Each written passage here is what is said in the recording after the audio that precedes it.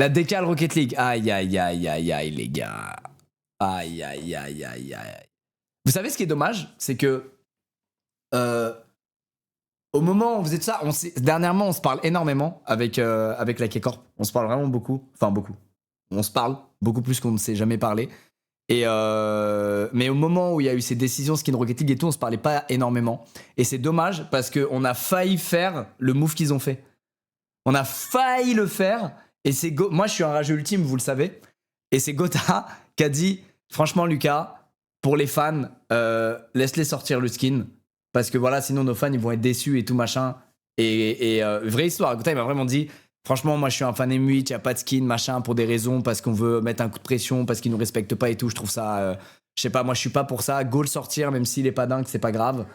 Mais voilà, pour eux, tu vois. Et je vous jure, Gotha, il a le cœur sur la main. Et moi, j'étais en mode Arthur, c'est-à-dire j'étais en mode bah comme Valo pendant la pause technique. Ah, fuck, c'est mort, fuck. Et en fait, c'était terrible parce qu'en gros, les mecs, ils t'envoient un planning.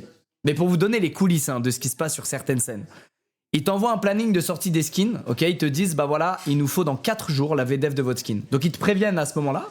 Et ils t'envoient un planning à ce moment-là qui date de bien avant le moment où ils te l'envoient. Tu le vois, tu sais, c'est rétroactif. Et dans ce planning, il y a marqué, bah voilà, dans 4 jours, c'est la date à laquelle vous devez nous envoyer vos skins def, tu vois. Donc tout le monde fait, mais les gars, c'est quoi votre problème? Envoyez-nous ça, vous pouvez pas nous envoyer ça quelques semaines avant, voire quelques mois avant, vu que ça a l'air d'avoir été fait il y a un bon moment là, ce que vous nous envoyez. Bref. Et comme ils font cette fois une texture qui peut s'appliquer à toutes les voitures du shop, parce que vous comprenez, il faut qu'ils puissent vendre tous les modèles qu'ils mettent dans le shop. Donc ils se sont dit, attends, pour encore plus, déjà ils te donnent que 30% des revenus skins à la base. Là, ils te donnent plus de pourcents.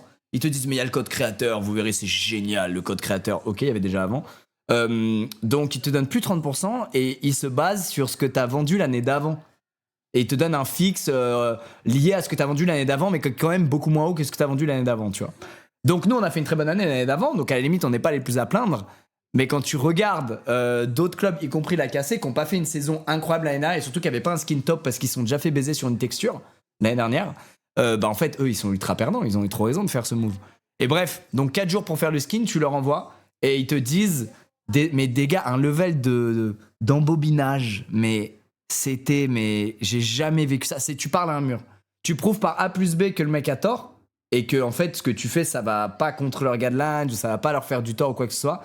Et le mec te dit non, vraiment, il y a un problème, c'est bon, vous faites comme ça, il y a un problème là. Et on dit, non, il n'y a pas de problème, regardez par A plus B, puisque regardez, si on le met là et que c'est comme ça, et vous voyez bien, regardez, on vous fait même des projections sur toutes les voitures du jeu, il n'y a pas de problème, vous avez vu? Si, il y a un problème. Et donc en fait, tu parles à un mur, mais vraiment un mur de malade qui te manque de respect à tous les niveaux en fait. Parce que pour moi, pas respecter la créativité des clubs, c'est leur chier à la gueule, surtout quand tu te fais 70% de leurs ventes, et cette année, c'est encore plus, tu vois. Je sais pas, c'est très compliqué les gars, je vous avoue, je suis très frustré. Et j'imagine, franchement, immense respect. Ouais, je vous dis immense respect à Kamel qui vit ça depuis 5 piges. Je suis lui, j'aurais plus un poil sur le caillou. Je serais dégoûté à vie de l'e-sport. Et il est là, il tient bon, ça fait 5 piges. Moi, ça fait 2 ans, je vous jure, on assiste à un level de disrespect, c'est choquant, quoi. Franchement. Mais bon, bref. Écoutez, on kiffe quand même faire des compètes internationales, avoir un club, la relation même avec vous, les ultras, c'est exceptionnel, tu vois. Donc voilà, on fait avec. Mais franchement, en fait, c'est frustrant parce que tout pourrait être tellement plus simple et mieux foutu.